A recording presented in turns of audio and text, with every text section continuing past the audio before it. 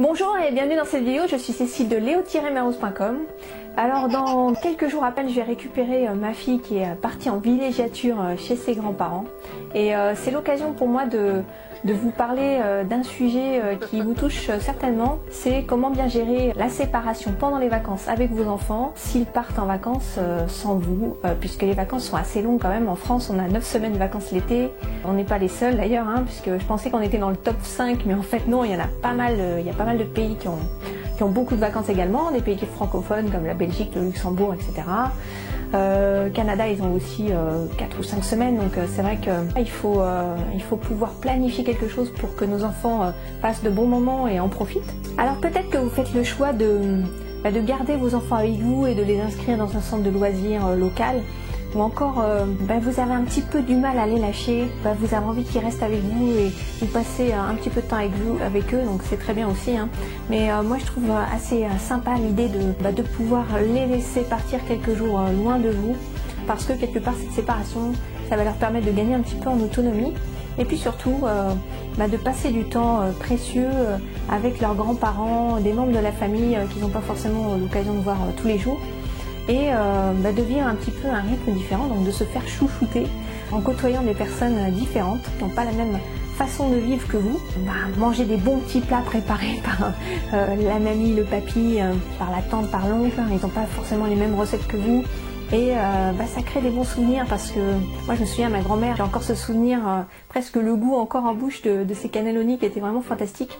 Et puis ensuite ils vont pouvoir découvrir aussi le lieu de leurs vacances, donc que ce soit à la mer, à la campagne, en ville, voir éventuellement des musées. S'ils sont à la campagne comme ma fille en ce moment, elle profite des fromages qui puent en Auvergne, du Saint-Nectaire, manger des groseilles dans le jardin, on n'a pas de groseilles chez nous, voir des poules, des lapins.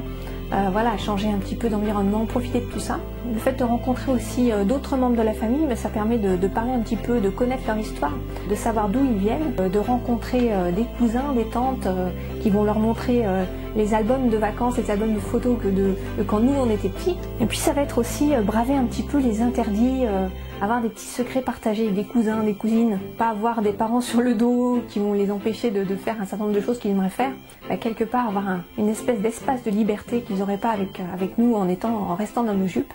Donc tout ça contribue à ce qu'ils acquièrent une certaine ouverture d'esprit, et puis également à créer de super souvenirs d'enfance qu'ils vont garder toute leur vie en mémoire. Donc c'est assez sympa de pouvoir les laisser vivre ça.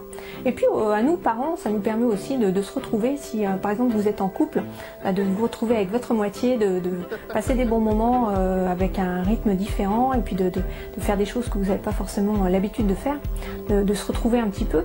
Ou alors si vous êtes célibataire, peut-être de rencontrer, de partir à la conquête de l'âme sœur, ou encore de faire des activités qui vous plaisent, vos passions, etc. Bien sûr, quand ils partent, ça fait toujours un petit pincement au cœur, que ce soit pour les parents ou pour les enfants. Il y a même quelques larmes qui peuvent couler. On va dire que ça fait partie du processus de séparation pendant les vacances. Mais en général, quand les choses sont bien préparées à l'avance, ça s'estompe dans les jours qui suivent. Alors vous pouvez retrouver des idées, des astuces pour vous aider à bien gérer cette situation de séparation sur mon blog. Je vous ai mis le lien sur l'écran. Et il y a une idée qui me pied particulièrement, dont je voulais vous parler dans cette vidéo. C'est l'idée de leur faire une surprise, de garder le lien à travers cette surprise, et de façon à ce qu'ils s'en réjouissent quand ils rentrent à la maison. On a convenu avec notre fille de lui faire une petite chambre surprise. Donc évidemment, il l'accepte quand ils sont encore relativement jeunes. Je pense qu'après ce ne sera pas le cas quand elle sera ado. Mais pour l'instant, elle est contente, ça lui fait plutôt plaisir. Et elle va retrouver une chambre un petit peu changée. Donc on va opérer quelques petits changements dans sa chambre et en profiter pour ranger un petit peu ses affaires. La seule consigne qu'elle nous a donnée en fait, c'est de peindre sa chambre en rose. Alors on va pas peindre l'intégralité de la chambre en rose, on va juste mettre une touche. Et là on a trouvé une peinture vraiment sympa. Merci Paula pour le conseil.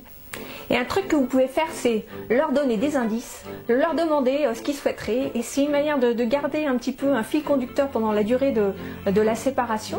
Ils vont se réjouir de rentrer à la maison parce qu'ils vont découvrir une chambre toute nouvelle, et puis vous, ça va vous permettre aussi de vous faire plaisir, de vous amuser. Donc c'est parti.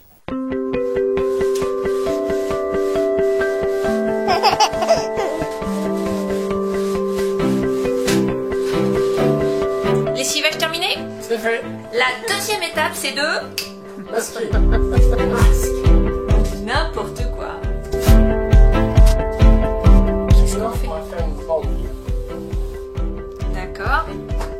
tu auras là, Ah. là, là et là. Donc on va mettre la bonne cache.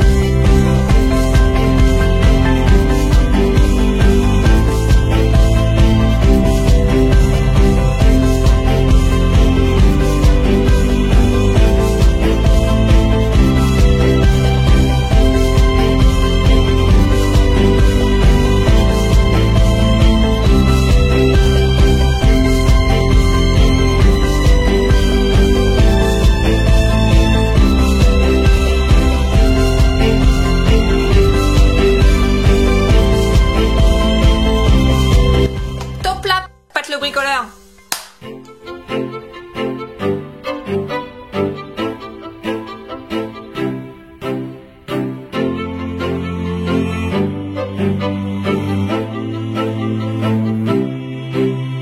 Voilà, merci d'avoir suivi cette vidéo. Vous pouvez laisser un commentaire sur le blog pour me dire comment vous gérez la séparation avec vos enfants pendant les vacances. Et je vous dis à très bientôt sur les